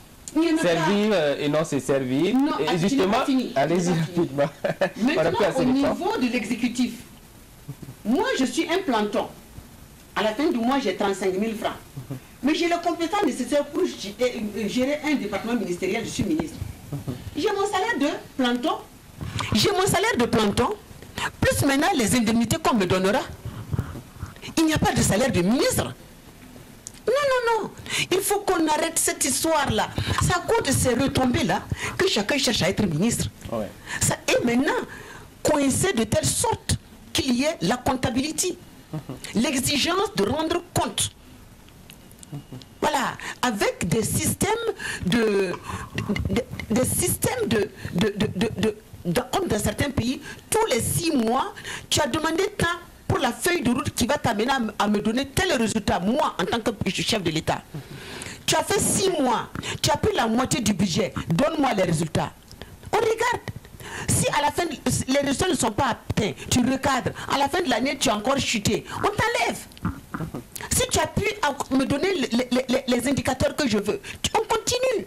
Donc, il faut qu'on mette la comptabilité au centre de ce que nous faisons et enlever cette histoire d'argent et d'arrangement d'argent dans la fonction publique. Voilà. Merci à vous. On parle là du train de vie de la transition. Déjà, on entend dire qu'on n'est pas obligé d'avoir un CNT comme ça a été le cas en 2015. Pas bien pour vous qui êtes juriste. Est-ce qu'on peut concevoir un format, en tout cas de gouvernance, sans organe délibérant? Oui, si nous restons dans ce format-là, nous sommes dans un régime d'exception. Mais il serait bien d'avoir un cadre institutionnel de consultation. Voilà, de ceux qu'on appelait les représentants du peuple en griffe. Ce serait bien d'avoir un cadre de consultation quand même. Parce que je plaide à ce qu'on puisse avoir une transition en restaurant un peu plus ou moins la constitution, une transition, et qu'il puisse avoir un CNT. Mais pas un CNT. Vous savez, ce qui fait qu'on se pose cette question-là, c'est parce qu'en 2014-15, bon, on a vu des gens qui étaient allés à ce CNT-là, eux-mêmes ne savaient pas pourquoi ils étaient là-bas. Voilà pourquoi ça pose problème. Donc je pense que ce serait bien d'avoir ce cadre-là de consultation. Ça devient un cadre de consultation d'abord où on dit voici ce que nous sommes en train de faire. Et souvent, il faut que le peuple donne son avis. Pour ne pas, vous savez, entre la fermeté et la dictature, il n'y a qu'un pas. Voilà, donc il faut que des gens soient à côté. Lui, il le disait, souvent pour faire des recommandations. Mais pour faire des recommandations à quelqu'un, il faut un cadre. Nous sommes dans une institution quand même étatique. Il faut un cadre pour le faire. Donc je plaide pour qu'on puisse avoir justement une organisation qui fera office d'assemblée, qui va pouvoir adopter quand même des lois, parce que s'il faut réorganiser des textes, il faut une institution pour les adopter, en attendant que si c'est nécessaire, que l'ensemble du peuple se prononce. Alors, on est déjà à la fin de l'émission, mais il y a un dernier point quand même que nous allons aborder avant donc de terminer. On sent que bien avant le coup d'État au Burkina, la situation au Mali avec la gestion de Assimi Goïta inspirait en tout cas un certain nombre de jeunes burkinabés. Aujourd'hui, lors des manifestations de soutien au MPSR, on a vu des drapeaux russes. Est-ce qu'on peut s'attendre à une collaboration plus renforcée entre les 3 jeunes que nous avons dans l'espace CEDEAO? Et quelle devrait être la collaboration avec peut-être les institutions sous-régionales déjà existantes? Je reviens à vous, madame. Ok, merci. Mais je voulais seulement dire que ce n'est pas seulement au niveau de l'exécutif qu'il faut un groupe de travail. Moi, j'appellerais ça un groupe de travail. Oui, on a épuisé le temps. Voilà, oui. Je pense qu'au niveau juridique, il faut installer un groupe. Au niveau éducation, il faut installer. Les grands chantiers incontournables, il faut installer. Maintenant, ce que vous dites, c'est une exigence. Pour être fort, il faut qu'ils aillent avec des gens qui ont la même vision, qui sont dans la même situation que nous. Et je pense que le Mali a donné le pas. Il faut qu'ils suivent le Mali. Ce sont des jeunes comme moi je suis. Oui. Donc, il faut qu'ils suivent le Mali. Pas bien. Oui, vous savez, quand vous êtes marginalisé, à un moment de vous retrouver entre vous. Donc aujourd'hui, le Burkina, le Mali et le Niger et la Guinée n'ont pas le choix. Ils sont obligés de se mettre ensemble. Maintenant, vous savez, les organisations, la CEDEAO, aujourd'hui, ça me fait penser à quoi? À la SDN, la Société des Nations, qui a échoué à empêcher qu'il y ait une grande crise et on a dû remplacer par la suite par l'ONU. Je pense qu'aujourd'hui, l'efficacité, la pertinence même de la CEDEAO est remise en cause. Il va falloir repenser cette organisation pour qu'elle agisse beaucoup plus pour les peuples, que ce soit, au lieu que ça se prenne comme un syndicat de chefs d'État, comme on le dit aujourd'hui. Donc il y a une réorganisation de l'espace communautaire qui s'impose. Dr Yaro? En ce qui concerne la collaboration entre les différents États, mais ça y va de facto, Monsieur Kambou. Quand vous prenez même le concept de la mondialisation, aucun État ne peut s'isoler et venir à bout de cette préoccupation sécuritaire et sociale. Donc du coup, c'est tout à fait normal que l'ensemble de ces États puissent unir leurs forces pour trouver la solution appropriée. Mais je tenais à dire qu'aujourd'hui, l'assentiment réel des masses, c'est qu'ils n'ont plus confiance à notre colon. Ça veut dire la France est tout à fait décriée. Donc je souhaiterais que les acteurs actuels puissent prendre cet élément en compte pour véritablement conduire leur mission et pouvoir engranger des résultats comme au Mali. Ils ont la latitude de la stratégie. Docteur Kielem, avant de terminer, est-ce qu'il faut aller plus loin en pensant à une fédération des 3 États, Guinée, Burkina, Mali? Voilà, justement, je pense qu'il faut engager la chose pour 2 raisons. D'abord, j'ai fait une étude transfrontalière où j'ai étudié de part et d'autre de toutes les transfrontières de l'Union économique et monétaire en 2011 et j'avais vu venir le problème. La première des choses, je vais te dire d'abord qu'en tant que leader pour la paix, je fais partie des 37 leaders du monde pour la paix. Et nous travaillons, nous rencontrons les chefs d'État du monde et nous attirons leur attention sur la dangerosité de ces crises. Nous avons discuté avec l'ONU, le SG de l'ONU. Nous avons dit qu'il faut refonder même l'ONU. Que de 45 à maintenant 75 ans, le monde a beaucoup évolué, ce n'est plus adapté. N'est-ce pas? Donc la CEDEAO, qu'est-ce qu'elle a fait? Je vais vous dire un petit secret. Le 28 juillet 2017, je posais le problème de la place de la CEDEAO dans la crise sécuritaire qui secouait en tant que coordinatrice régionale de la plateforme des femmes du G5 Sahel. Dans toutes les instances, je posais ce problème. Au fil, dans les trucs internationaux, j'ai interpellé ces gens-là. Qu'est-ce qu'ils ont fait pour nous? On a toujours tué nos enfants, on ne voit rien. Donc ce qu'il dit, la CEDEAO, ce n'est même plus la peine de la compter, c'est fini. Je pense que ces jeunes, non, c'est fini. Moi j'attends qu'ils viennent à l'aéroport, on va envoyer nos enfants les recevoir. Parce que je pense qu'il faut que nous trouvons un moyen, pour que ces États-là, la Guinée, le Mali, le Burkina Faso et bientôt 2 autres pays que je vois dans la toile de nuit puissent quand même faire la première fédération.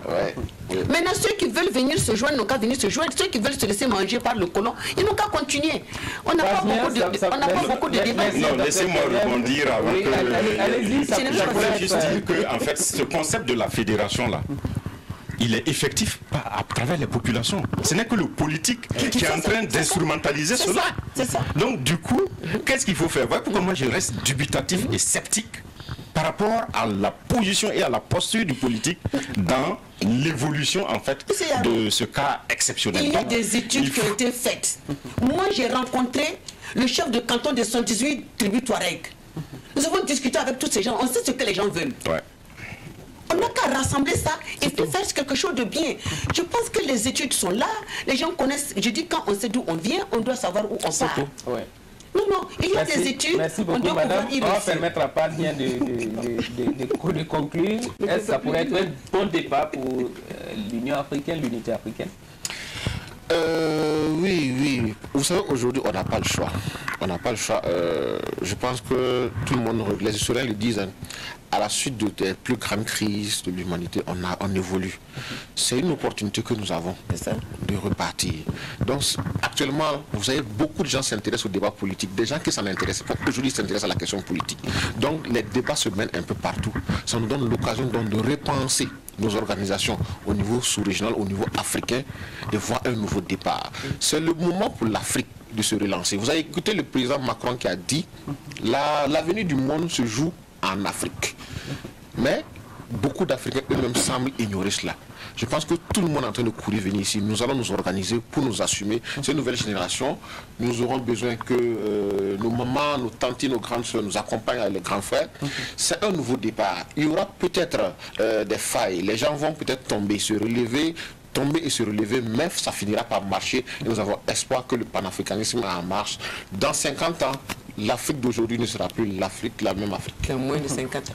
Les crises ne sont pas que négatives. Les crises permettent de se reconstruire. Vous voyez, les crises permettent de se reconstruire.